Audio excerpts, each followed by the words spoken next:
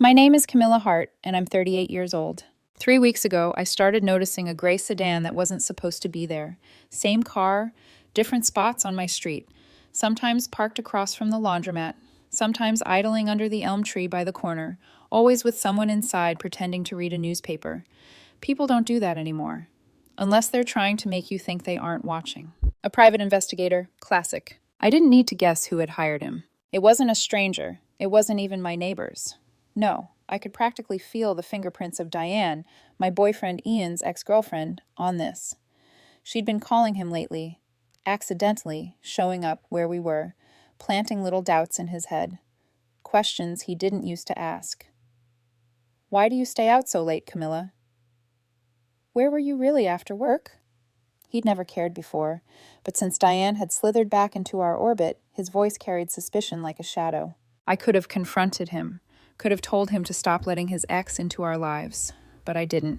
Instead, I made a decision. If Diane wanted to spend money spying on me, then I would give her private investigator a show. The best part? I wouldn't even have to change a thing. That Monday evening, I told Ian I had a client dinner. He looked at me like he didn't believe it, though I'd never lied to him about work. I kissed his cheek anyway, grabbed my worn leather tote, and drove not to a restaurant, but to the downtown public library. The literacy program runs every Monday night, and I've been volunteering there for years.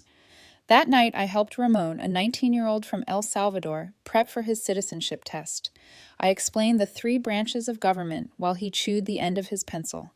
The PI's camera flashed from a distance through the glass walls. I almost laughed. Imagine Diane flipping through glossy shots of me holding up flashcards. Treasonous stuff. Tuesday night, same routine. I told Ian I'd be working late, which was true in a way. I was headed to the animal shelter. Pete, my best friend since college, was already waiting with 2 leashes wrapped around his wrist. We walk dogs every week, the ones no one else signs up for. That night, I had Princess, a pit bull who still flinches when someone raises their hand too fast.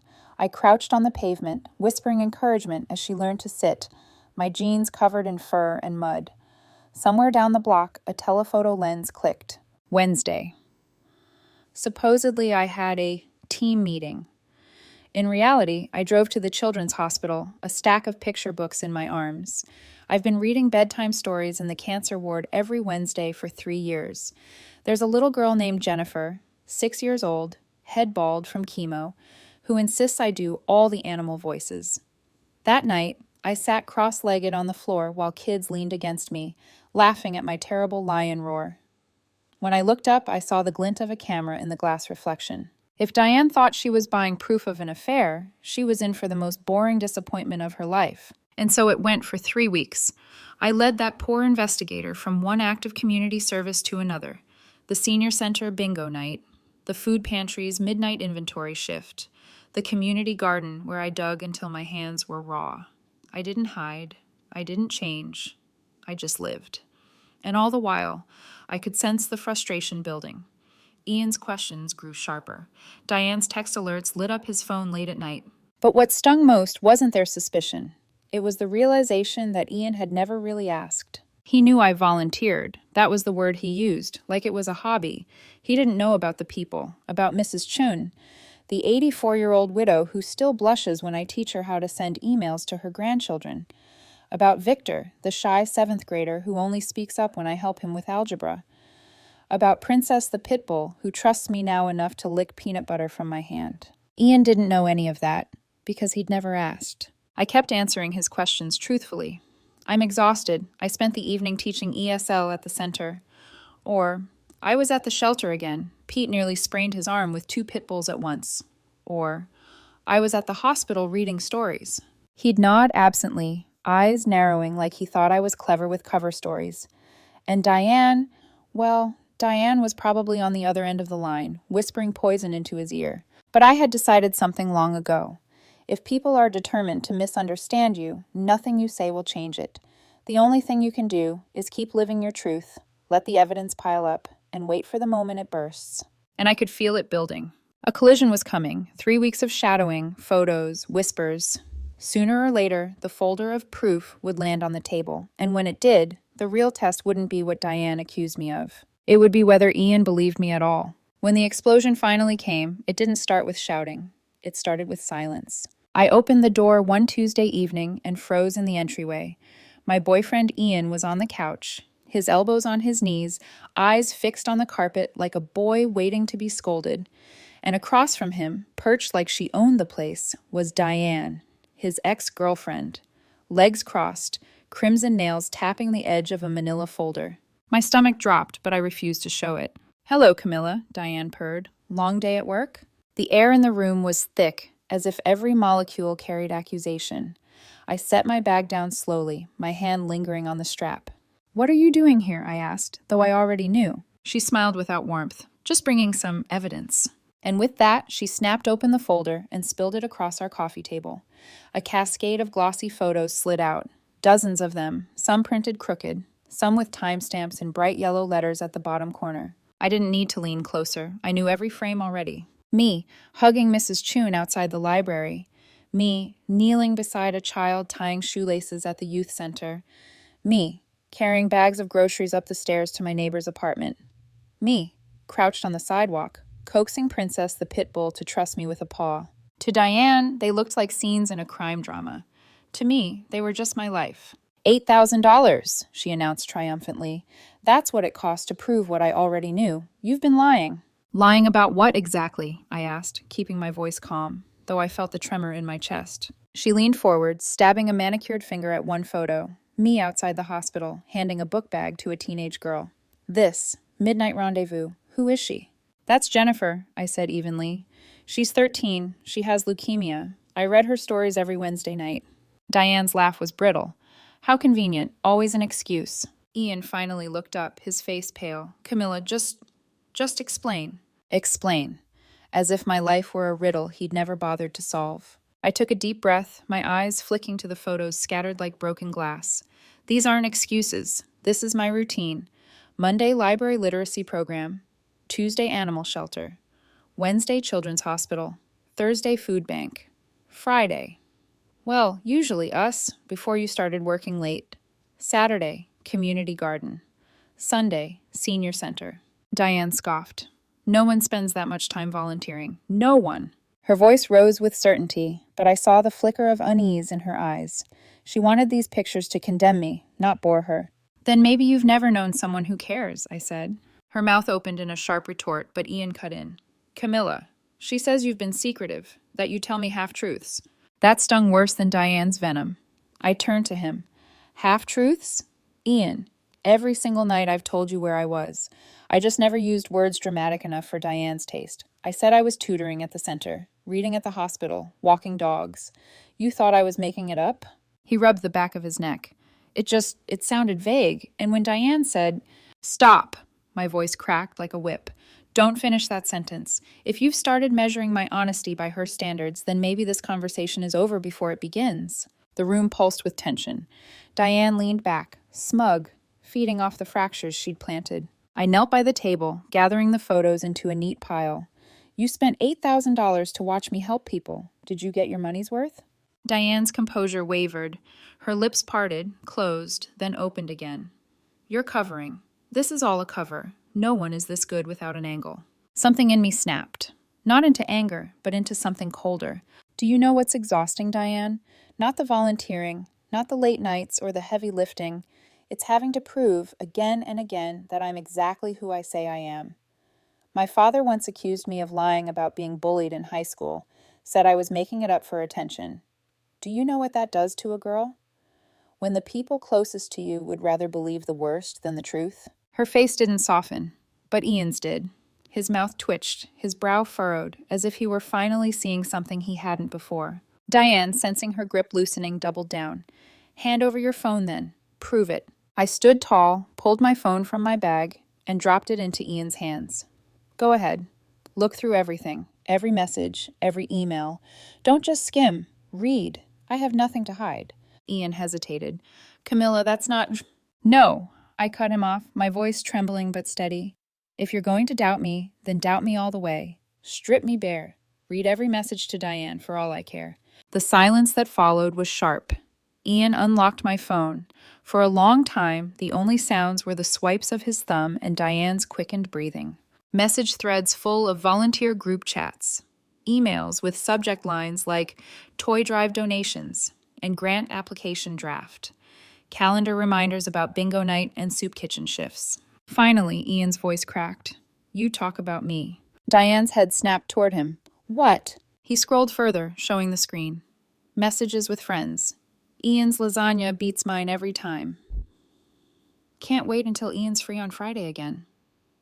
"Ian fixed the shelf today. He's my hero." Everywhere he looked, I had mentioned him, not hiding him, not excluding him, celebrating him. The silence thickened. Diane's mouth curled into a sneer. "So what? You expect me to believe you're some saint? That you spend every waking minute being Mother Teresa?" I took a step closer, my voice lowering, dangerous in its quiet. "No, I don't expect you to believe anything. I expect Ian to, because if he can't, if he won't, then this relationship was doomed long before you hired your little spy." Ian looked at me, phone still in his hand, caught between shame and doubt. Diane looked at me like she'd lost a war she refused to admit was over. And me?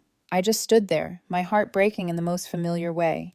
Not from betrayal, but from the realization that sometimes love collapses not because of lies, but because of the refusal to see the truth staring you in the face. The night after Diane laid her glossy evidence across our table, I thought it was over, that maybe Ian had seen enough in my phone to silence the doubts. I was wrong, because Diane wasn't finished. The next morning, while I was at work, she called my contacts. Dozens of them. She went down the list like a detective in a crime drama, except her crime was kindness, and she was desperate to make it sinister. She called Alexandra, the 70-year-old director of the food bank. "Hello? This is Diane. I'm Camilla's acquaintance. Do you know where she was last Saturday night?" Alexandra laughed so loud I heard about it later from 3 different volunteers. "Of course I do. She was here, counting cans with me until midnight. She wouldn't leave until the soup shelves were full." Click. Next number. She called Mrs. Chun, 84 years old, who now proudly sends emails thanks to my weekly tutoring. "Oh, Camilla? Yes, dear. She's been teaching me computers for 3 years. Sweetest girl. Why do you ask? Are you coming to the community luncheon?" Click. Next number. She called Pete, my oldest friend, the one who walks dogs with me every Thursday. His voice carried across the line, blunt and unfiltered. "Yo, Diane? Your ex is obsessed with Ian. Honestly, Camilla never shuts up about him. She brags about his lasagna every damn week." And the best part? Pete put it on speaker so the whole volunteer crew could hear. They laughed for hours. By the time Diane was done, she had confirmed one thing and one thing only, that everyone in my life not only knew me, but knew Ian too, because I never stopped talking about him. That night, Ian sat across from me at the dinner table. The silence was suffocating. Finally, he said, "Diane called around." I set down my fork. "And?" They all spoke highly of you." "Of us," I corrected softly, "because I talk about you, Ian, always." He nodded, but his eyes didn't meet mine. His silence said more than his words. It said, "I hear the truth, but I still don't know if I can believe it." And that silence cut deeper than any accusation. 2 days later, the bill arrived. A thick white envelope, addressed to Diane, but handed to Ian when she happened to stop by. She tore it open with theatrical flair, and I watched her face shift from triumph to rage. $8,000, she hissed. "For this?" She thrust the itemized invoice toward us. "Surveillance, 3 weeks, $5,000. Mileage, $800. Weekend rates, $1,200. Hazard pay, 4-hour literacy seminar, $200. Final report and photos, $800. But the kicker was at the bottom. Investigator's notes. Subject appears to be pathologically altruistic. Spent 11 hours Saturday in consecutive volunteer activities. No suspicious behavior observed unless teaching algebra to underprivileged youth counts. Recommend psychological evaluation for possible hero complex. The words pathologically altruistic were underlined twice. I laughed. Actually laughed. Because how absurd, how poetic, that a stranger's professional report had reduced me to a diagnosis for caring too much. Diane didn't laugh. She slammed the papers down. "You manipulated the PI. No one is this good. No one." I folded my arms. Or maybe you just never paid attention. But Ian still said nothing. Not when Diane accused me of tax fraud. No one volunteers this much without getting something under the table.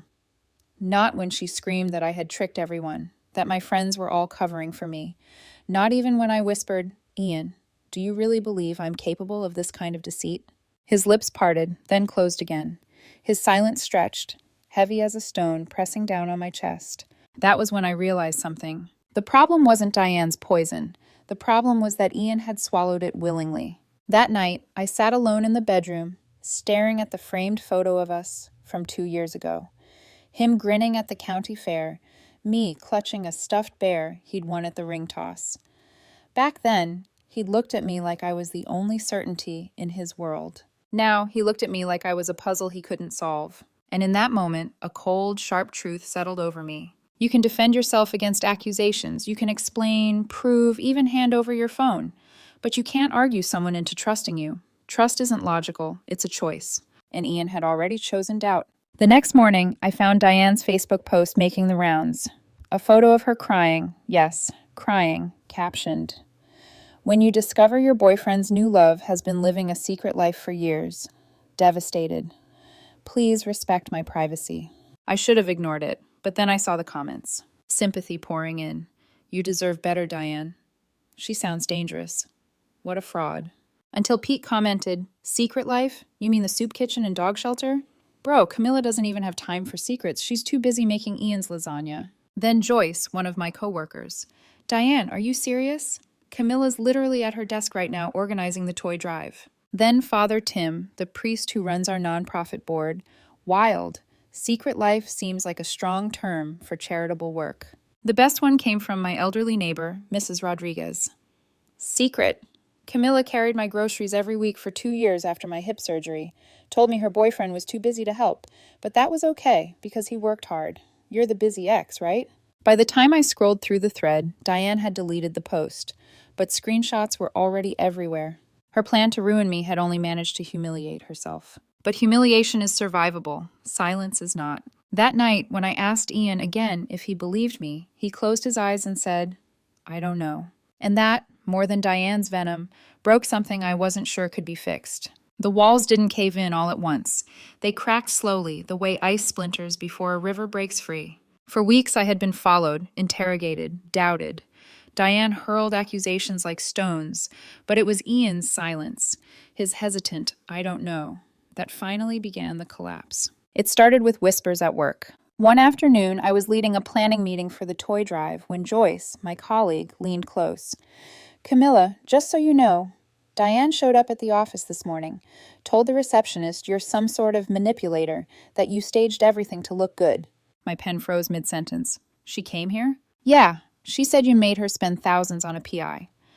People were confused until Father Tim stepped in. He said, and I quote, "So, you're upset because Camilla helps people too much?" Joyce gave me a weak smile. He diffused it, but people talk. I swallowed hard. Even surrounded by people who had worked beside me for years, I felt the sting of being branded a fraud. That evening, I came home to find Diane again, like a specter that refused to leave. She was pacing our living room, phone in hand, voice sharp. "You made me look ridiculous. Everyone's mocking me." I set my bag down. "No, Diane, you made yourself look ridiculous." Her eyes flashed. "You think you've won? You haven't. Ian knows. He sees through this sainthood act." I turned to Ian. He was standing by the window, arms crossed, jaw tight, watching, always watching, never choosing. "Do you?" I asked him quietly. His throat bobbed, but no answer came. And in that silence, I understood. It didn't matter what Diane spewed. It mattered that he let her voice drown out mine. The next blow came online. Despite deleting her first post, Diane doubled down. This time she uploaded a collage of the PI's photos. Me hugging Mrs. Chun, walking princess, carrying groceries, with a new caption. "Don't be fooled by appearances. People who look like saints often have the darkest secrets." But the internet has a cruel sense of humor. Within hours, the comments turned against her. Pete again. "Yeah, the dark secret is that she reads bedtime stories to cancer kids. Scandalous." One of the hospital nurses chimed in. "Camilla is literally at the ward right now making paper crowns with patients. What exactly is the crime here?" Then came the kicker. A photo someone else posted, me at the soup kitchen, hair tied back, handing a plate to a man in line. The caption read, If this is the face of a liar, may we all be lied to. By midnight, the post had been screenshot, memed, mocked. Diane became the villain of her own story, though she'd never admit it. But the damage was done. My name was in people's mouths, twisted, chewed over like gossip. And Ian, he scrolled silently, his face unreadable. One night, after another round of tension, I finally broke. I can't keep living like this, I told him, my voice low. Every time I walk out the door, I wonder what you'll imagine I'm doing. Every time I say where I've been, I watch you measure it against Diane's poison. I can't breathe in a house where love means cross-examination. Ian rubbed his forehead, his voice hoarse. Camilla, I'm trying, but it's hard to believe someone spends every spare moment helping strangers. My laugh was hollow. It's hard to believe because you never looked. My schedule's been on the fridge for 3 years, Ian. Laminated, color-coded, Monday library, Tuesday shelter, Wednesday hospital, Thursday food bank, Friday date night. I walked to the fridge, yanked off the magnet, and slapped the schedule into his hands. Look, it's been here all along. You never cared to see it. His eyes scanned the page, his mouth opened, then closed again. Silence, always silence. That night, while he slept, I sat on the edge of the bed and packed a small bag. Jeans, a sweater, the photo of me with the hospital kids. I didn't slam doors, didn't shout. I just slipped out, my footsteps muffled against the carpet. In the hallway, Diane's voice echoed in my memory. No one is that good without an angle. Maybe she was right. Maybe my angle was survival, the need to matter, to be seen, to be useful. But I knew one thing. I would never again waste myself on someone who chose suspicion over trust. The collapse wasn't loud. It wasn't dramatic. It was quiet, like a house settling after a storm. When I closed the door behind me, it wasn't anger I felt. It was grief. Grief for the years I had given, for the man who had once been my safe place, and for the love that crumbled not because of lies, but because of doubt. The next morning, my phone buzzed with a message from Ian. Where are you? Come back. We can work through this. I stared at the screen, my thumb hovering, but my chest was hollow, my pulse steady. For once, I didn't feel compelled to explain myself, to defend, to beg belief. I typed back 2 words, too late, and then I turned off my phone. I thought leaving would feel like running away, but instead it felt like walking toward myself for the first time in years. The morning after I packed my bag, I sat in a cafe 2 blocks from the hospital, the same place I used to grade papers when I still taught part-time. The bitter coffee tasted sharper than I remembered, but it steadied me. My phone buzzed with Ian's messages, pleading, apologizing, then accusing. I ignored them all, because in that quiet booth, I realized something. Love shouldn't feel like a trial where you're the only one on the stand. That afternoon, I went to the children's ward at the hospital. The kids had heard whispers, nurses gossip, even in pediatric halls, and they looked at me with wide, worried eyes. Miss Camilla, little Jennifer said, tugging on my sleeve, are you in trouble? Her bald head gleamed under the fluorescent lights, her voice barely above a whisper. I knelt beside her bed. No, sweetheart, not anymore. She reached under her pillow and pulled out a folded piece of construction paper. It was a card, scrawled with crayon. Thank you, Miss Camilla, for reading to us. Sorry your boyfriend's ex was mean. The letters wobbled, the colors clashed, but my throat tightened anyway. Children don't mince words. They see the world in blunt lines, kind or cruel, safe or unsafe. And to them, I was kind. That was enough.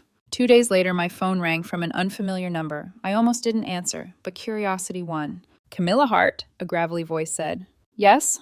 This is Robert Klein, the private investigator Diane hired. For a moment, silence hummed between us. Then he sighed. Listen, I've been doing this job 20 years. Affairs, gambling, theft, you name it. I always find something. But you? You're the first case where the suspicious behavior was just being a decent human. I'm calling because... His voice hesitated, softened. Because I felt bad. I blinked. Felt bad? I know what my report did. It made you look like a caricature. Pathologically altruistic, I think I wrote. It was meant to be professional, but reading it back, it's insulting. You deserve better. He cleared his throat. So I made a donation to your nonprofit, $500. Not much, but, well, tax deductible, right? I laughed, the sound startling even to my own ears. Yes, tax deductible, and thank you. No, he said firmly. Thank you. You reminded me people like you still exist. Don't let anyone make you doubt that. When the call ended, I sat in stunned silence. Of all the people who could see me clearly, it was the man hired to prove me false. Meanwhile, Diane's empire of accusations crumbled. Her second Facebook post was immortalized in screenshots, turned into memes. Trust no one who carries groceries for the elderly.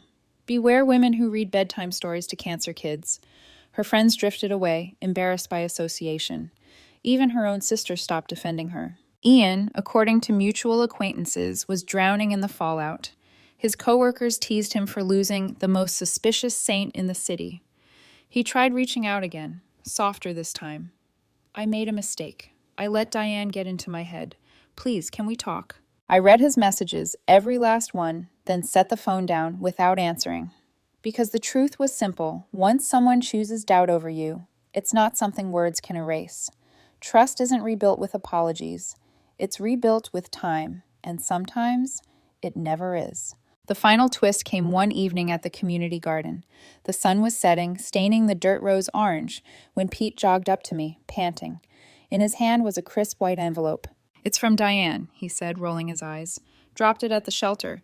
Figured you'd want to see. Inside was a single sheet of paper, an itemized breakdown of the PI's charges, identical to the one she had brandished weeks earlier, but this time scrawled at the bottom in Diane's messy handwriting. You should pay half. It's your fault for not being normal. I let out a laugh so sharp it startled the sparrows from the fence. Half. As if helping strangers was a crime I was co-conspirator in, as if I owed her reparations for being myself. I folded the letter neatly and slid it into my tote. Later, I pinned it beside the PI's official report on my fridge at my new apartment. A shrine of sorts, to the absurdity of it all. On one side, subject appears to be pathologically altruistic. On the other, you should pay half. It's your fault for not being normal. Together, they were proof, not of my guilt, but of how little the world understands a person who gives without angle. Weeks passed. The gossip cooled. Diane faded into the background, her voice hoarse from spinning conspiracies no one wanted to hear. Ian stopped calling. The silence, once suffocating, became a kind of peace. And me? I kept going. Mondays at the library, Tuesdays at the shelter, Wednesdays at the hospital. Life didn't stop because my relationship did. If anything, it bloomed. One afternoon, Mrs. Chun handed me a plate of cookies, her wrinkled hands warm over mine. For the nice young woman whose boyfriend didn't deserve her, she said with a mischievous wink. I laughed, tears stinging my eyes, because maybe she was right.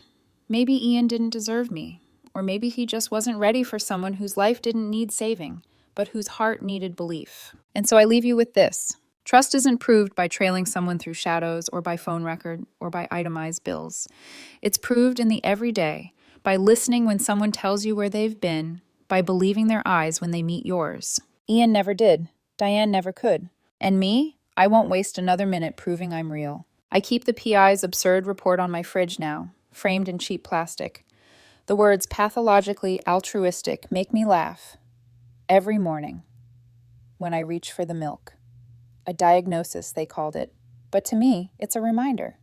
If the worst thing people can say about me is that I cared too much, then I can live with that, gladly. As for the $8,000 Diane burned, she thought it would expose me. All it did was expose her and show me the cost of staying in a love where suspicion drowns out trust. And if that isn't the cheapest divorce settlement in history, I don't know what is.